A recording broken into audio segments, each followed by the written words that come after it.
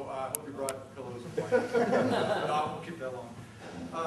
We're here because we like old coins, right? And apparently you like the older the better. And if we could sit and each tell our story, we know Dr. Tucker's story and a lot of our other individual stories, but I want to introduce you to a guy tonight who I think you'll find very fascinating. I have question marks up there because I want you to try to guess who this guy is. Now, here's a hint of who he is. I'm not going to let JD answer. Okay? So tell me if you know who this guy is. Yeah, St. Calvin. Is that St. Calvin? No. No.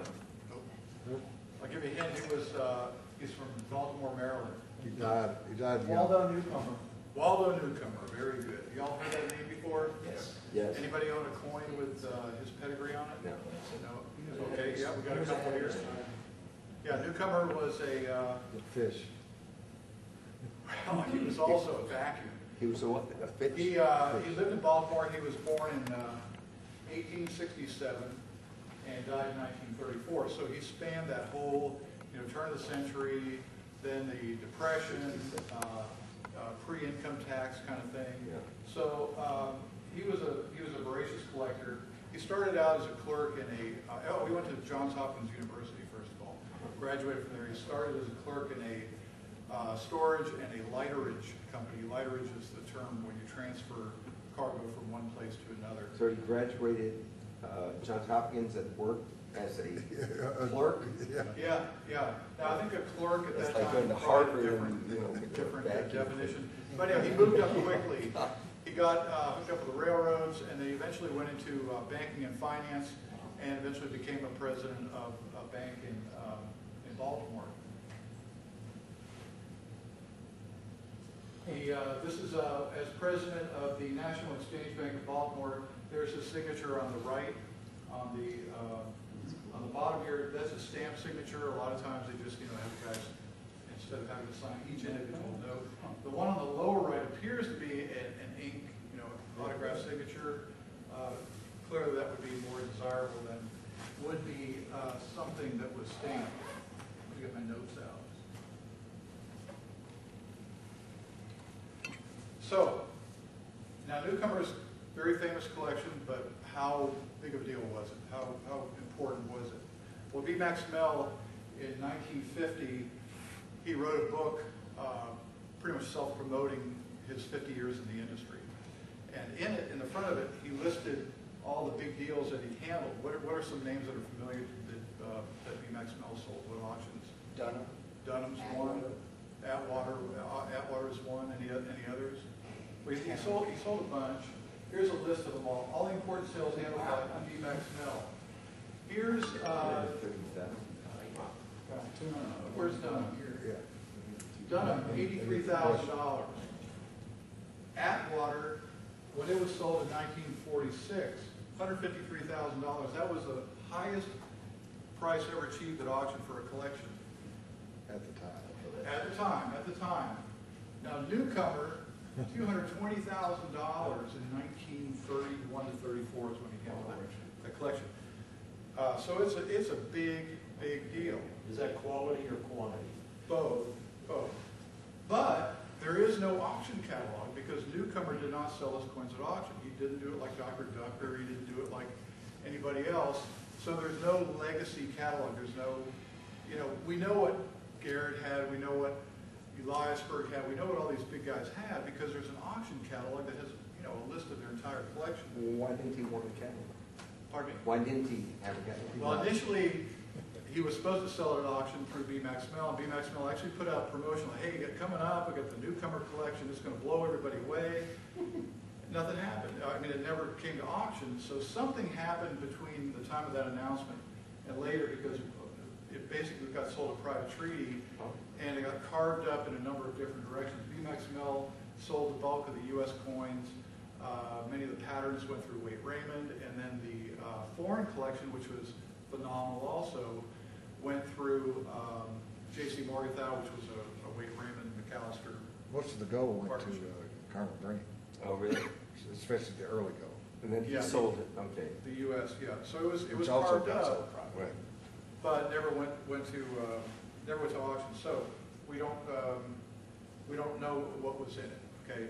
Now, several years ago, JD bought, on behalf of PCGS, an inventory listing of BMAX Mel's, of Newcomer's collection.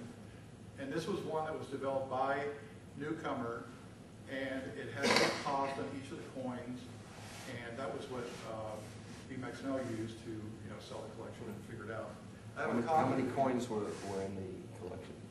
Well, in this particular part of it, Oh my God. it's that thick. I also bought the pattern inventory, actually, I don't think he sold any of this. I think BMAX Mill had this on memo. Yes. Okay, he didn't write a check for $220,000. Right. And Newcomer died a couple of years later, and the checks started writing them to the Waldo Newcomer estate. Oh, I see. But the patterns all went to Wade Raymond, and he sold a great many of them. But the most expensive pattern was the Indian Head 20, I bet. which Newcomer said if he couldn't get $10,000 for it, this was the highlight of his collection, he wanted it back. And of course, he died, and then it got sold for $3,500 or $3,800. What year was that? He died in 32 or 34. 34. Yeah. Okay. So we have this inventory listing here now, and there's a couple interesting things about this. There are a couple lines in there where these, like dealer cost codes, and I've actually tried a couple places to figure out what BMAX Mill's cost code was, and it's close, but haven't gotten exactly what it is. So what was in the Newcomer collection? We have this list here. JD mentioned the 1907 Indian Head 20, Judge 1776, probably the most valuable coin in the world today. He had most of the 1783 Nova Constellatio patterns. Two ultra high reliefs. Two ultra high reliefs, brasher doubloon. I mean, you name it, he had it. Okay, I mean, it was a pretty phenomenal collection. This inventory list has 3,803 coins listed, and that includes regular issue coins, commemorative, colonials, territorials. He had 120 encased postage for the finest collection besides John Ford's ever symbol. He had errors and miscellaneous. This list does not include the world coins or the patterns. Is there a world coin list out there anywhere? I don't know about that. I don't even think it The exists. pattern list. Yeah, I don't think it exists. We're interested in gold coins. That inventory list has 1,166. It's interesting to see how this list is put together, because you would think that if you're going to do an inventory list of your stuff, you start with half cents or colonials and go all the way up through the denominations again with 20s and the territorials. He started with the $5 gold pieces, which he had 434. And every one of those has detailed notes of like variety information. This is apparently his favorite collection. He paid more money for several of those coins. I mean, he paid $5,250 for one $5 gold piece. And this is compared to an 1870 CC 20. What's that worth today? Six-figure coin, right? Yeah. Okay. He bought his 1870 CC 20 for $20. Okay, so he's paying $5,250 for a coin. Wow. I was able, with photographs, to absolutely identify all of his varieties on his early fives. And Harry Bass, of course, had the most. He had 133 out of 100, soon to be 144 varieties, a new half acre that hasn't been discovered. But at the time it was 143, so Harry was missing 10 coins. Newcomer had 123 varieties. He was only missing 20 coins. And the collection, he's collecting 1931. I've got the list here, and I'm just looking under 20 gold pieces, which there's close to 200 or more of them. His 1921 Saint he bought uncirculated for $22.50. All right. He bought Tom likes matte-proof gold. And the matte-proof gold, 1913, 14, and 15, dull finish, $20.25. From the mint. From the mint. You can tell which ones you got from the mint. The 12 was $20.50. The 08 dull finish proof, he paid $32, so he didn't get that from the mint. The 09 bright finish and the 010 bright finish were $23, $30, and the 11 was $30. He paid $500 a piece for his ultra high reliefs. He bought one early in 1907 or 1908, and then he bought one out of the Barber estate when he bought the Indian Head 20. You bought another ultra relief too. Sure, I'll take another. That gives you some indication of how he was able to do this. How is a storage clerk or a bank president able to put together a collection that's worth $220,000, not counting all the other stuff? These are some of the rarities that he had. He has 1841 proof 2.5. This is currently in a PC 64 holder. He owned 254, has 2.5. He sold the crummy one off after he upgraded it. 70S3, this is a very interesting coin. 1870S3, that coin is in the Bass Foundation collection. Supposedly unique. If you know the coin, it's really not, it would be in a genuine details holder. It's got a little bit of graffiti on the back. It's on the list here. 1870S, $3. He paid $2,000 for it, and the grade is uncirculated. Okay, now this is not a function of, they didn't know how to grade back then. I mean, they're not that far off. Is the Garrett coin, wasn't there a 70S? No, it was only one. I don't know, they graded In the the Garrett? Indian at 28.7. They didn't have $3? No, not him. Not No, him. no, I understand I know that. Sotheby's did, but not him. So this is a mystery. Is there another 70S3 out there? Was the newcomer fake? What's up? We don't know. So this is some of the things that you get out of this inventory listing. He had 1798 small eagle 5, 1815 5, 1844 O proof 5, 54 S5, and lots of stuff you get to see as you go through the book there. But Ron, was the graffiti on that 1870S when he bought it? Do you think the graffiti was on there? Oh, you didn't add it, I'm sure. Yeah, he had it. What was the, Can can you tell us what the graffiti Had was? fork It marks. says You said- 841. Yeah. Yeah, its So cost how did was, he its cost know was this collection? $2,000. Yeah, $2,000. How did newcomer do it? He got an inheritance. Oh. His father, Benjamin Franklin Newcomer, died in 1902. And I have a copy of the will, and I can't remember exactly whether it was $2 million or $4 million that he and his brother split. Either way, I'll take the lower figure. Let's say he had $1 million inheritance in 1902. They have a little inflation calculator on the internet. You plug in $1 million in 1902, and it gives you $25 billion in purchasing power in 2011. Okay, now couple that with the fact that you're buying Saints mat-proof Saints at $20.25. You're able to buy pretty much everything and anything you want to buy. So he's got $1 million. What does he do with it? He buys a house. He buys a coin collection, and we assume that he bought a bunch of other stuff. He's in finance and all this stuff. So, okay, so let's talk about his house. We'll go through that pretty quick. He bought the Mount Vernon Hotel in Baltimore. When you go to the Baltimore show, this is the convention center right here. Okay, you go right up the street, and here is his house up there on West Monument Street. He bought the Mount Vernon Hotel. It was one of the finest hotels in Baltimore. It housed up to 75 guests. He paid $100,000 for it. Okay. He immediately put in $25,000 worth of renovations. Okay, and he lived in it, until he died. In 1934, this will give you an indication of how bad things were. They sold the house, everything, renovations, everything, $22,500. Okay. So he technically bought. Is the house still there? No, I'm getting to that. He bought the house for $2.5 billion then. So that was not a good investment, right? Okay. Not so good. I went in 2005. I went to the Maryland Historical Society to do some research on all the newcomers, find out a little bit about them. And in there, they have photographs from inside his house where they did the renovations. And there's the address, 105 West Monument Street. So I said, well, that's just down the street. The Maryland Historical Society is right up in here. So I said, well, I'm just going to go walk down and see if the building is still there. So I walked the several blocks, and I come to this building here. It's a 4-story brownstone mansion, formerly a hotel. And here it is. It looks just like this today. This, you can't read it here, but it says the Oxford Club. It now is home to a stock picker newsletter type thing where they, say, if you follow our investments, you'll make 227%, kind of thing. So they're publishing and promoting these stocks. So I go on the internet, I get up the information for Oxford Club, and I said, I'm doing research on a guy that used to own your place. Is it possible to come in and get a tour sometime? And the lady goes, yeah, well, yeah, we can do that. We'd accommodate you. She said, next time you're in town, let us know, and we'll get you in. So I said, well, I'm in town now. how about I'm in town right now? Can I come by and see it? She goes, sure.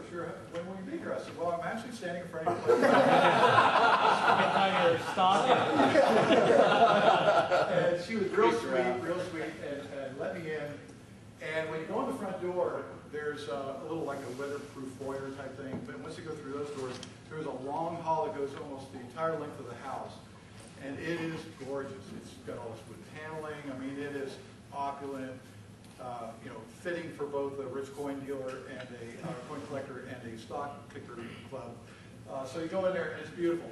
On each side of the hall are these big rooms, and they're just gorgeous, beautiful molding, and everything is almost exactly as it is the way Waldo left it. They haven't done anything to change it, so it's like this ghost of newcomers like wafting throughout the building.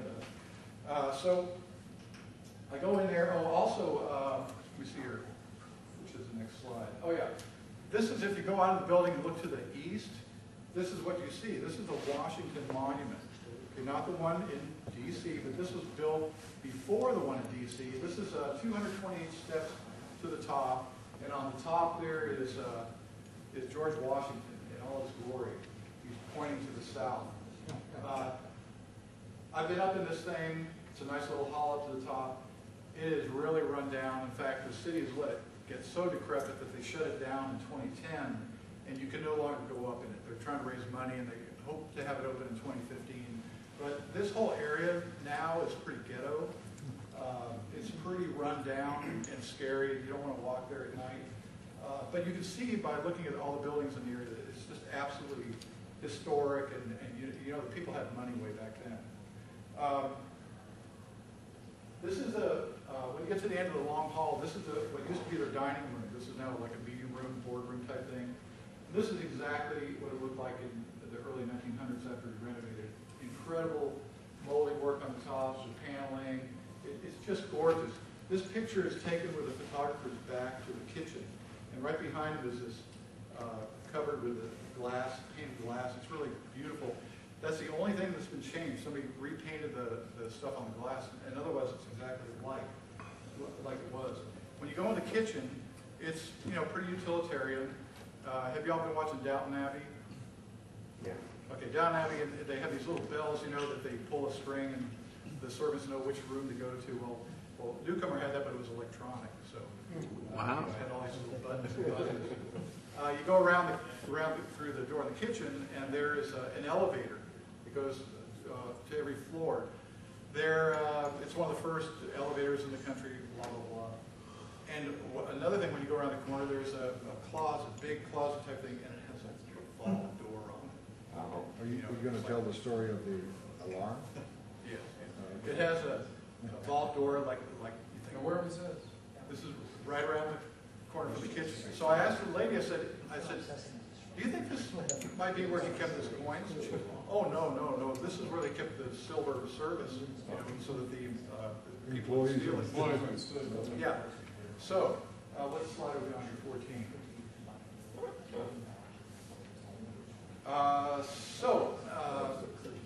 If he didn't keep his coins in this closet, where did he keep them? He worked in a bank. Maybe he kept them in the bank, right? No, he kept them at home because he wanted to be with his coins. And he kept them in this coin cabinet. This is the cabinet he used for his gold coins. Wow. Okay? The whole collection? These are drawers. There are 48 drawers. There are pulls on the numbers. It's still there? No. No, but we know where it is. So y'all can chase it down. Good luck to you. If they hold 20 or 25 coins per drawer, there's room for well over 1,000 coins. Is that the one that we sold? This was Larry Stack's ex-wife. the story of this. There was a fellow who worked for Newcomer. He was his collection guru, that handled his collection. His name was George Williams. He was a collector of Maryland tokens, and George Fold, who you may have heard of, was also a collector of Maryland tokens. They got together and they suddenly discovered that George Williams worked for Newcomer for many years. And when Newcomer died, he willed him his coin cabinet. So George goes, oh, we got to get this. So Kevin went to George's father, Melvin, then to George, and now this is in their son, the Fold, third generation home. And apparently other people have been trying to buy it, you know, like say good luck. It would probably cost a lot to get it out. Okay, now, in 1913, Newcomer being a technological, edge-cutting kind of guy says, I got to protect my coins in this cabinet, so I'm going to go and I'm going to get one of those newfangled electronic alarm systems. Okay? So he hires a company to put in this alarm system, and while they're doing the work, while he's gone, one of the electricians takes the coin. Steals All the coins. Steals the coin. And so They stole everything. pretty much took everything. Okay. So One of the alarm installing electricians. yes, right. Great job. That's what you call an inside So job. Before bonding. the guy lugs all this stuff up to New York, and thieves being the idiots that they are, he rents a safe deposit box in New York City, puts the gold coins in there, and pays for the rent with a territorial gold coin. The banker looks at it and goes, oh, this is odd. And they do a little investigation, and I think somehow one of the Chapmans or the Chapman brothers got involved, and they said, we know that coin. That coin belongs to Walter Newcomer.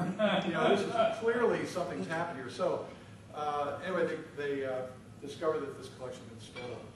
Now they put out a reward circular. We don't know a list of everything that was taken. All we know is this list here that was available in 1934.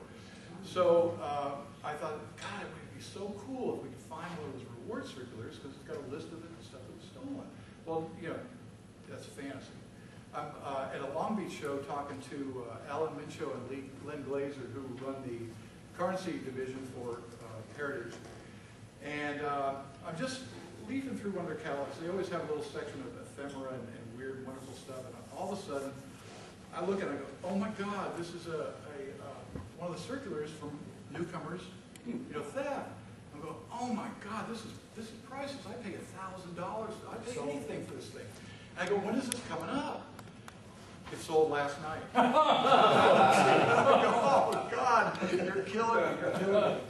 So I said, can you see? Let me know who bought it. I make them a big profit, whatever. I don't even know what it sold for. Can you check and see, if it's available? They go back to their book work or whatever, and they come back a few months later and say, Ron, it didn't sell. Oh, nobody bought it. So I said, how much can I buy it for? They didn't know the figure in my head. They said $75. So I now have this.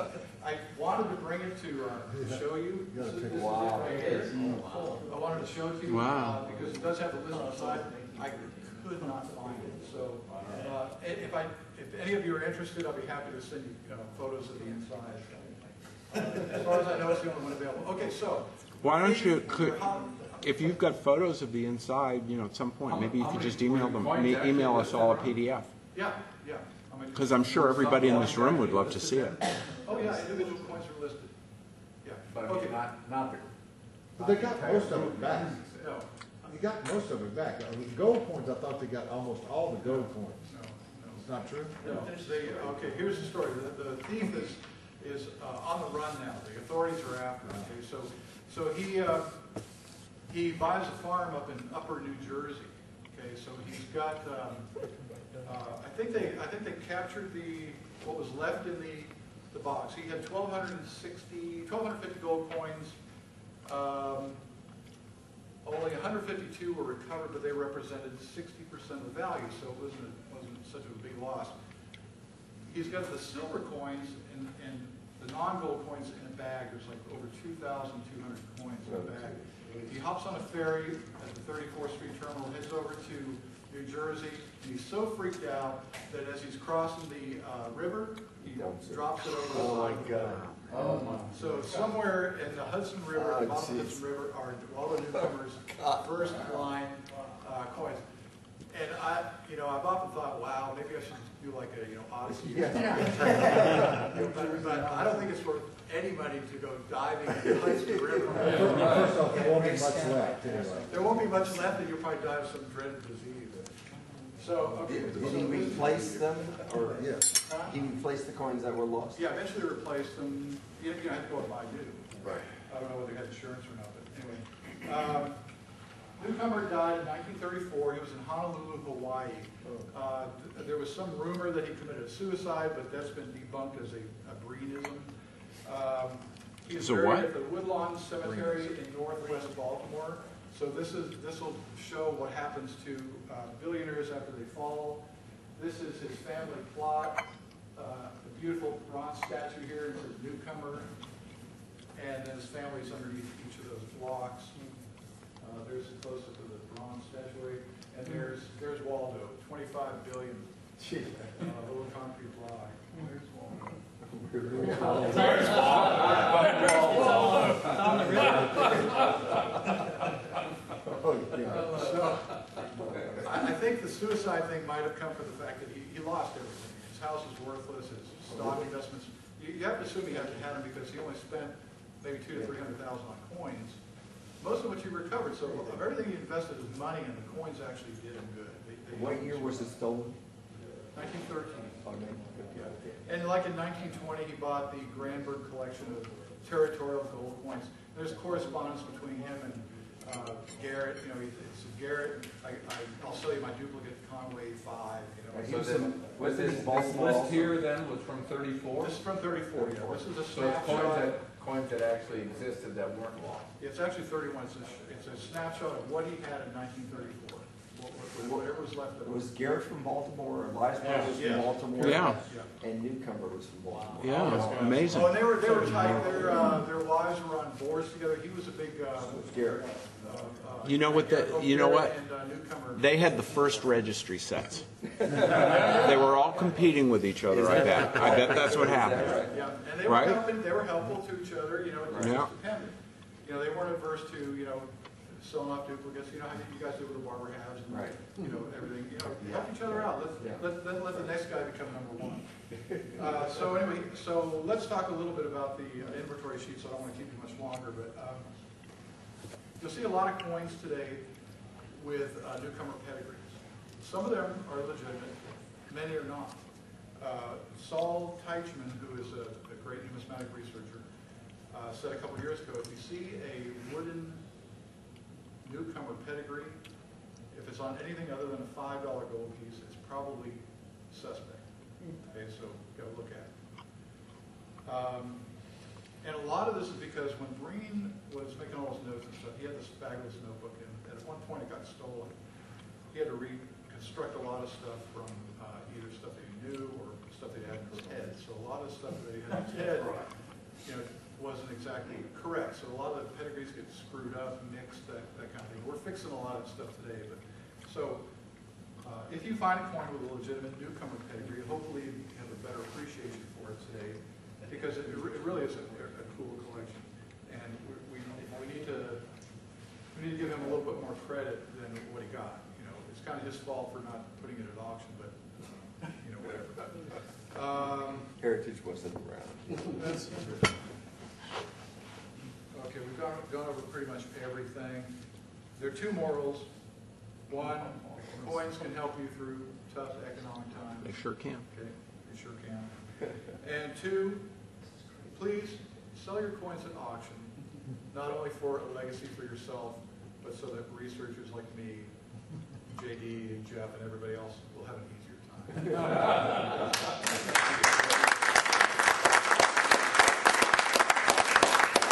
Any questions? Yeah, Ron, I have a question for you. Yeah. And JD, you might want to pipe in on this. Between, let's just say, 1890 and 1910, you've got guys like Parmalee, you've got Newcomer, Ten Eyck, others. Virgil Brand. How were these guys, with transportation and communication as it existed in that time, able to collect and amass these many? Well, they used agents, mainly. Like Virgil Virgil Brand didn't go to auctions. I mean, some guys like Byron Reed took a train from Omaha to the Parmalee sale.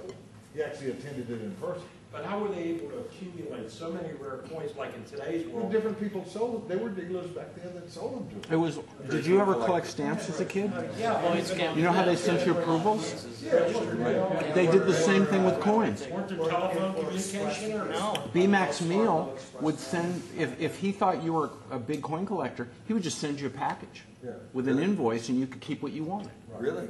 Yeah, they were all like E.D. that. Johnson did that Yeah. too. But there were that many that existed, I guess there were fewer real collectors and more rare. No, we Handful. can identify. I assume they knew the people with money then? Yeah, If I they Yeah. get the 3 same rare circle. coins a year, I'm doing good.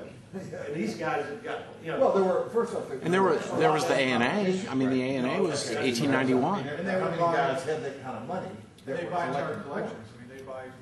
Entire collection? Yeah, they buy Granberg's entire collection of Yeah. territorial gold. Can you imagine what that would cost today? I mean, Well, I mean, J.P. Morgan that's the only way we I was gonna say sell it. JP Morgan was there too. yeah. But I mean, and can you're you selling pick up the photo, call the Because we- newcomer and say, I've got JD? 18, Well, that's 15. what he did with the newcomer gold coins. He, you know, Colonel Green, you know, I guarantee you can go through there and you can see that all the early gold coins pretty much just went to Colonel Green here. Here they all are. So any This dealer that is got, $85,000, you know, and he got a check. You know. so any reputable dealer that accumulated those would send to the Green and say, take what you want. I mean, Harvey Stack told me that even when he was a kid, and he was born in 1928, Colonel Green died in 36, but he remembers going in on the weekends and seeing Colonel Green come up in his Duesenberg with his driver, come inside and buy trays of early gold. Okay, how much are these 30 coins? These are $32.50 each. Okay, buy those. And the next tray, oh, these are early 10s. These are $42.50 a piece. Yeah, buy those. They would put them in the trunk, and on Tuesday, the driver would come back with a check. Wow. And bring the check. Would they know each other through like A&A or other numismatic organization per Well, se? I As mean, far as obviously fellow? those names, the people knew who B. Max Will was. They knew who Virgil Brand was. You know, all these people were known. Newcomer was known. These were known people. Would they meet each other at conventions as far as sharing Well, information or the not? A&A conventions had, what, 100 people? Yeah, the maximum. Yeah. Yeah. And they were mostly dealers, but everybody knew each other that was in the industry, and when you've got a whale with 25 billion in purchasing power, Yeah. he's gonna be your go-to guy. He's like the Bob Simpson of today. I was gonna say, it's no different than today, you know? No different. It's not Guys, any numbers different are than big. today. In 40, 50 years, they'll be talking about, how did Bob Simpson work? Happens a lot faster today. Yeah. But I guarantee you, if you had 25 billion and you went to Bob Simpson and said, I want to buy your collection, Yeah. there would be a price. Oh, yeah. Now, it may be Double what he obscene. paid. It may be obscene, but there is a price. And whoever has that 25 billion will get the deal. Sure. I mean, we had to buy 3 collections for the ultimate Deuce Creek collection. Right. The 3 collections we put together over 30 years Right. to get those coins. And combine all 3 collections and sell off the schlock, so to speak. And, How long did it take you to do that? Right. well, I mean, we couldn't have done it unless